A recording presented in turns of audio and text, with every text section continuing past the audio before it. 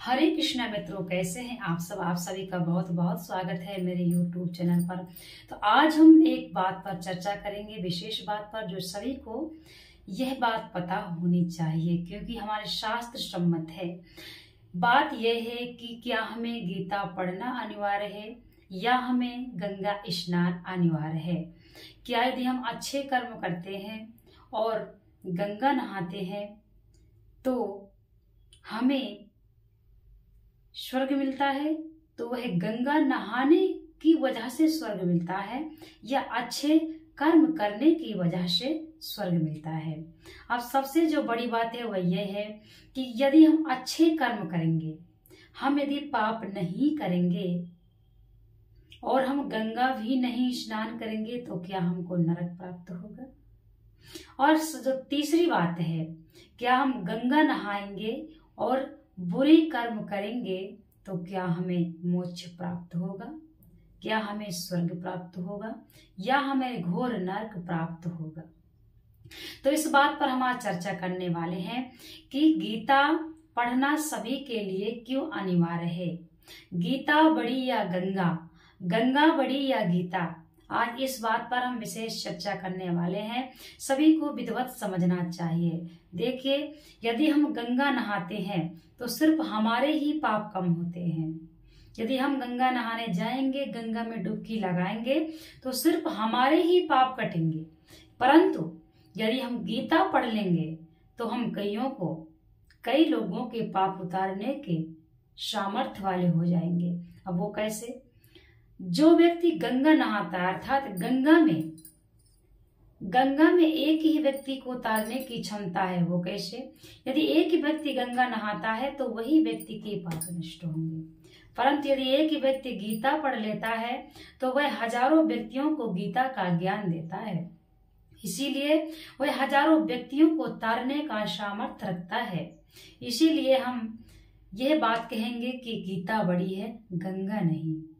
गंगा में सिर्फ एक को उतारने का सामर्थ्य है, परंतु यदि हम गीता पढ़ लेते हैं तो हमें लाखों के तारने का सामर्थ्य हमारे अंदर आ जाता है।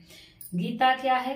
कर्म का सिद्धांत। जो व्यक्ति गीता निमित्त पढ़ता है, उसका अनुसरण करता है और दूसरों को भी गीता सुनाता है, वह लाखों को तारने की क्षमता रखता है। इसीलिए अच्छे कर्म करना अनिवार्य है, गीता पढ़ना अनिवार्य है। और हम मनुष्य हैं, हमसे जहां तक भी हो सके हमें ये कोशिश करना चाहिए, यदि हमारे सामने कोई बुरा कर्म कर रहा है, कोई अच्छा कर्म नहीं कर रहा है, तो हमें प्रयास करना चाहिए कि हम उसको बदलें।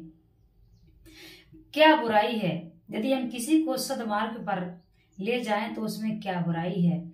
यदि हम जानते हैं कि यह पाप है और यह पुण्य है और दूसरा व्यक्ति हमारे सामने कोई पाप कर्म कर रहा है और उसे यह भी ज्ञान नहीं है कि मैं पाप कर रहा हूं, तो क्या हमारा वहां पर यह कर्तव्य नहीं बनता कि हम उसे बताएं कि यह तो बुरा कर्म है। क्यों? जैसे एक छोटा बच्चा होता है और वह गलत करता है तो उस गलती पर हम उसको तुरंत टोकते हैं, बेटा यह गलत है, ऐसा नहीं करना चाहिए, ऐसा कार्य करना गलत है, वर्जित है, ऐसा कार्य शास्त्रों में वर्जित है, इसलिए ये पाप है, ऐसा करने से घोर पाप होता है। हम अपने बच्चों को विधिवत समझाते हैं। तो इसी प्रकार से यदि कोई हमारा मित्र है, रिश्तेदार है, कोई भी है, इसमें कोई बुराई नहीं। यदि आपके सामने हम ये बात क्यों बता रहे हैं? क्योंकि कलयुग में देखने सुनने का और करने का बराबर प्रताप है। इसलिए यदि हमारे सामने कोई बुरा कर्तव्य कर रहा है, कोई बुरा कर्म कर रहा है और वहां पर ऐसा स्थान है कि हम उसको समझा सकते हैं, उसको हम यह बात बता सकते हैं कि यह गलत है, ऐसा नहीं करना चाहिए, तो हमें यह कोशिश अवश्य करना चाहिए। और यदि ऐसी स्थिति है कि हम वहां पर असमर्थ हैं, हम नहीं बोल सकते हैं, तो अपने आंख बंद करिए और निकल जाइए अंधे की तरह। यदि आप गौर से उस चीज को देखते हैं, सुनते हैं और वह गलत है और आप जानते हैं, तब भी आप उसको सुनते हैं, देखते हैं, तब भी आप भी पाप के भागी हैं। जितना वो कर रहा है उतना आप भी पाप के भागी हैं। इसीलिए कोशिश करिए कि ना हमें बुरा देखना है, ना हमें बुरा सुनना है और ना ही हमें बुरा बोलना है। इसलिए कहा गया है, छोटी सी बात, ये बच्चे को भी पता है कि गांधी जी के 3 बंदर कहते हैं, हमें ना बुरा सुनना चाहिए, ना हमें बुरा कहना चाहिए, और ना ही हमें बुरा देखना चाहिए।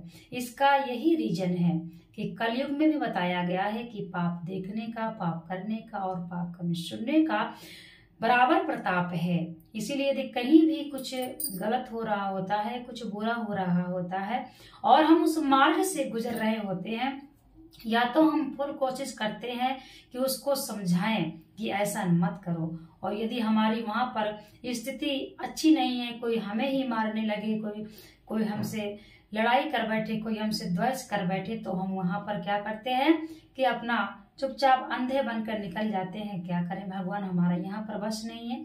इस प्रकार से यह बात है।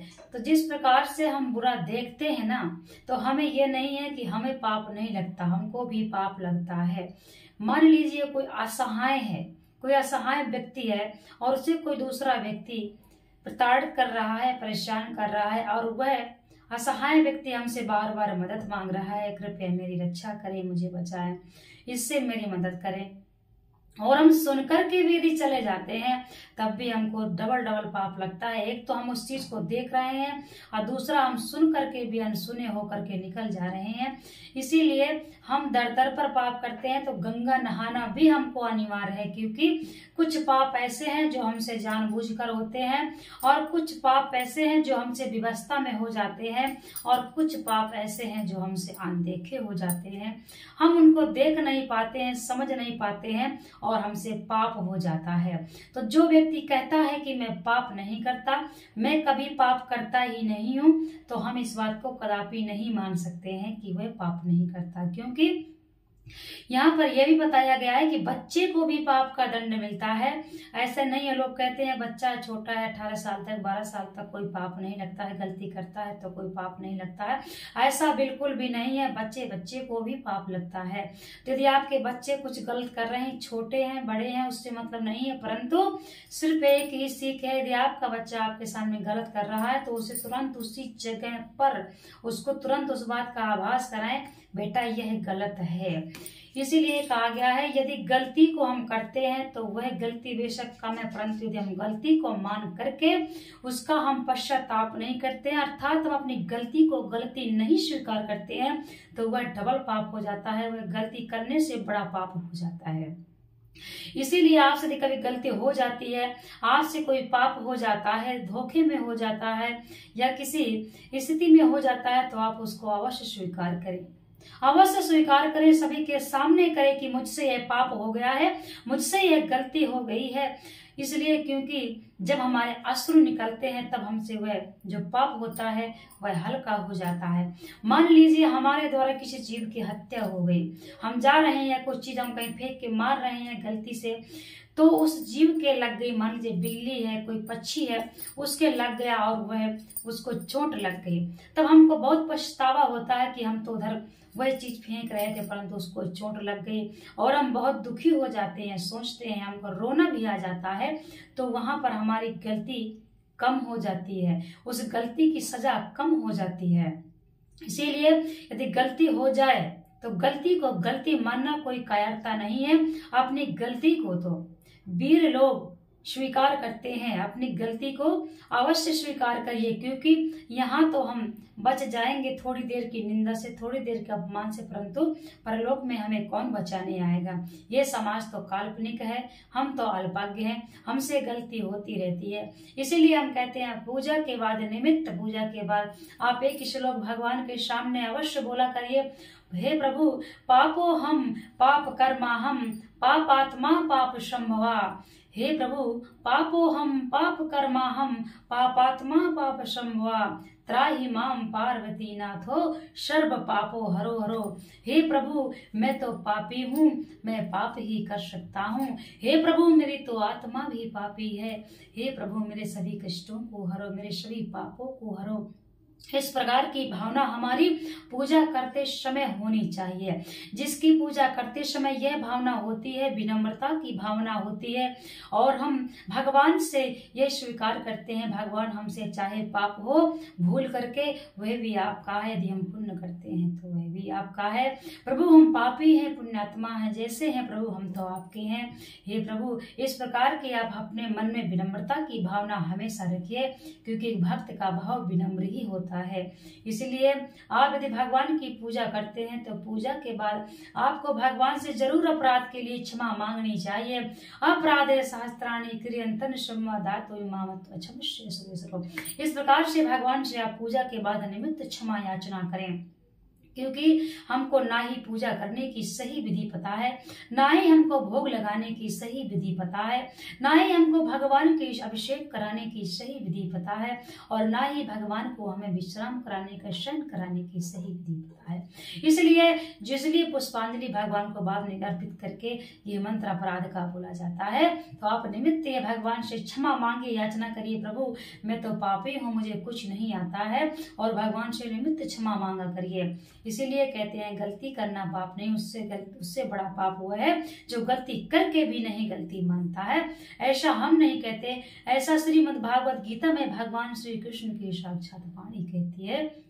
भगवान श्री कृष्ण कहते हैं, तो गीता हमारे कर्म का सिद्धांत है, हमें गीता निमित्त पढ़ना चाहिए। जो व्यक्ति गीता पढ़ता है, समझता है, उसे अपने जीवन में ऐसा ज्ञात हो जाता है कि मुझे किस प्रकार के कर्म करना चाहिए और मैं कैसे कर्म कर रहा हूँ। तो गीता जब आप पढ़ेंगे तो आपकी भावना बिल्कुल ऐसी ही हो जाएगी जैसे हम आपको बता रहे हैं। जब कोई व्यक्ति गीता को समझ लेता है तो उस व्यक्ति की भावनाओं में बहुत अंतर हो जाता है।